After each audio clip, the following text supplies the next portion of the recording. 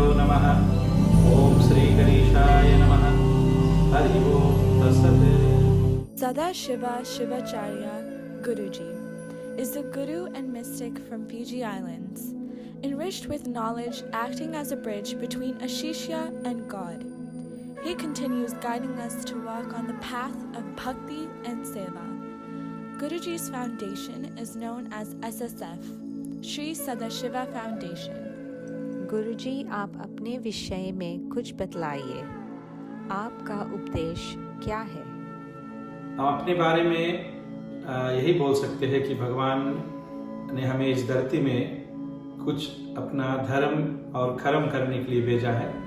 और जब अपने आप को हम अंदाज किया, जब अपने आप को हम पहचाने कि हम कौन हैं, और पाठशाला गए, मंदिर गए, मंदिर जाने से हमें ज्ञान मिला, और उस ज्ञान से आज हमें पता लगा है कि हम एक गुरु के आज्ञा से एक गुरु की पदवी मिला हुआ है हमें, और उस पदवी के हमें मान और सम्मान रखते हुए, और जो आगे का कार्रवाई है, जो आगे का काम है, जो हम अपना माता पिता के गर्भ से जन्म लिया है, और उस समय से अभी तक हम अपने आप को खोजते थे कि हम कौन हैं, हमें क्या करना चाहिए। तो हमारे गुरु से पता लगा है कि हमें धर्म क्षेत्र के लिए जाना चाहिए, और धर्म के लिए आगे बढ़ना चाहिए, और सेवा करने का कुछ मौका मिला है। और जब हमें गुरु का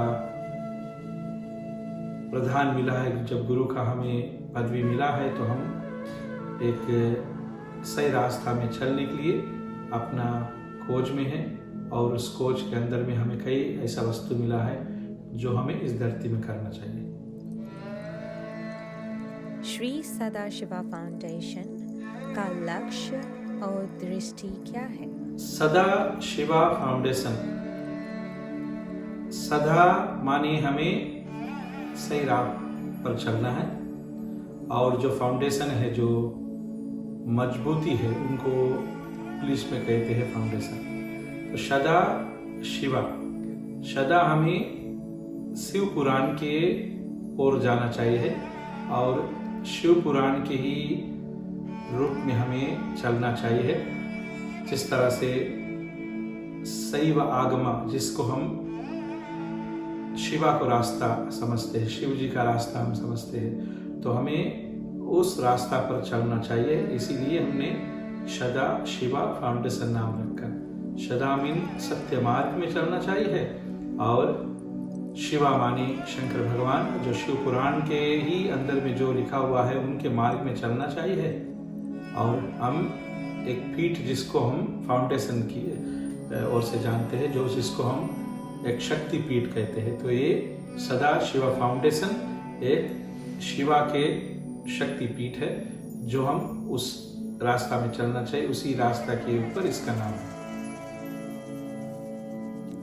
गुरुजी, आश्रम के विषय में कुछ बतलाइए। आश्रम ऐसा होना चाहिए है, एक मंदिर की तरह होना चाहिए।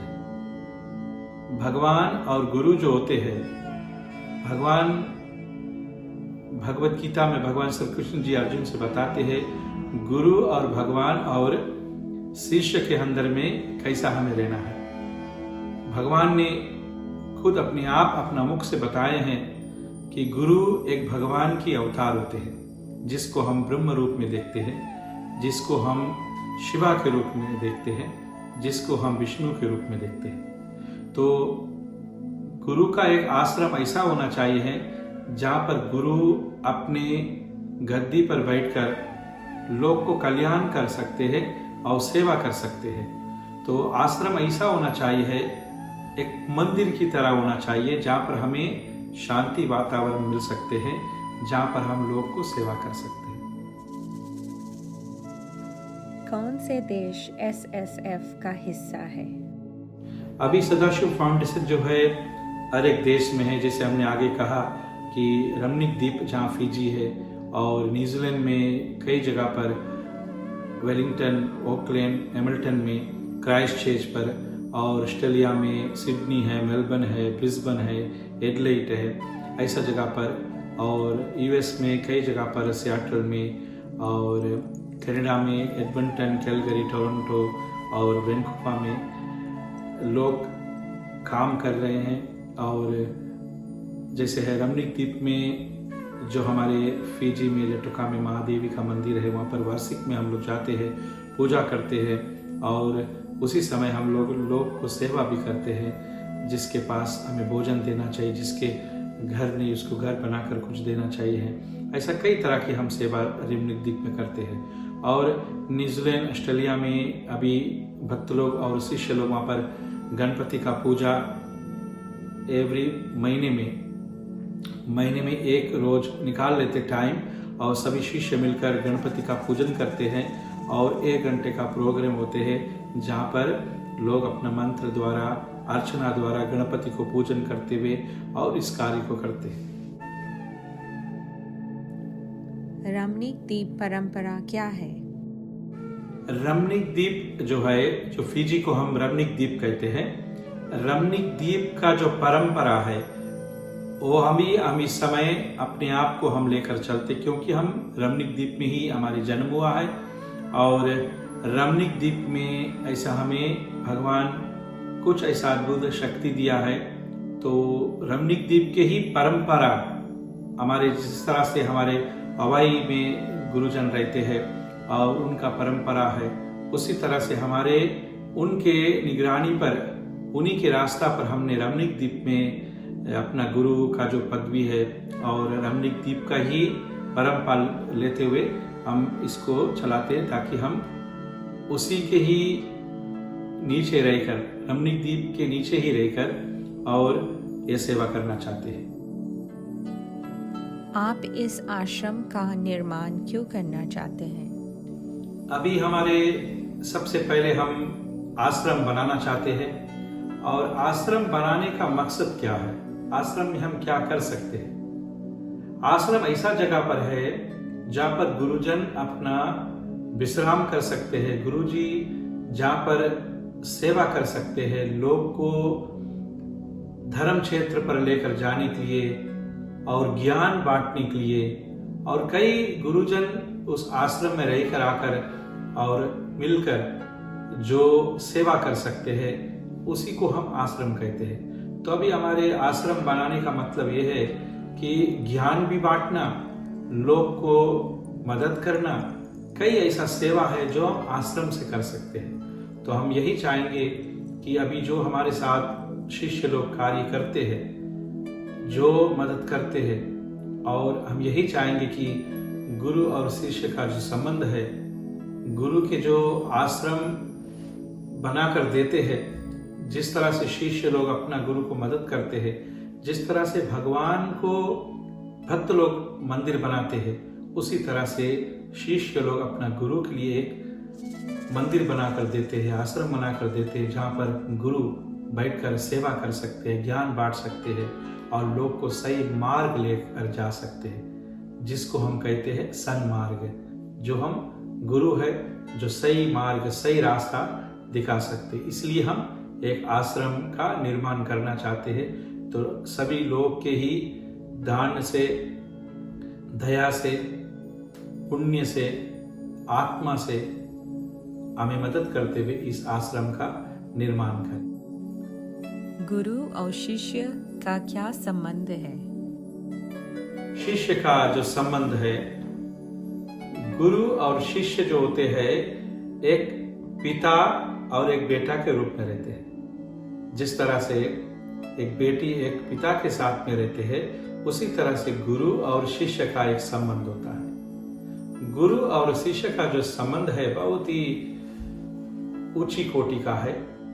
जो शिष्य अपना गुरु का चरण पर रहना चाहते हैं, जो सही मार्ग लेकर चलना चाहते हैं, वही इस धरती में सच्चा शिष्य होते हैं। और गुरु और शिष्य का जो संबंध है, जिस तरह से पिता और पुत्र का संबंध है, पिता और बेटी का संबंध है, उसी तरह से गुरु और शिष्य का संबंध होता है।